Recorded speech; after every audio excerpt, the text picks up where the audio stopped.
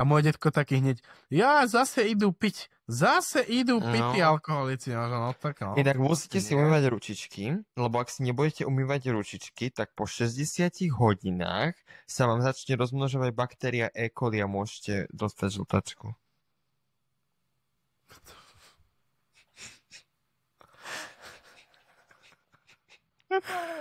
Random zdravotná vstupka potrebuje byť, viete? Random zdravotná vstupka od Davida Ivančíka, doktora, Presne magistra PhDR.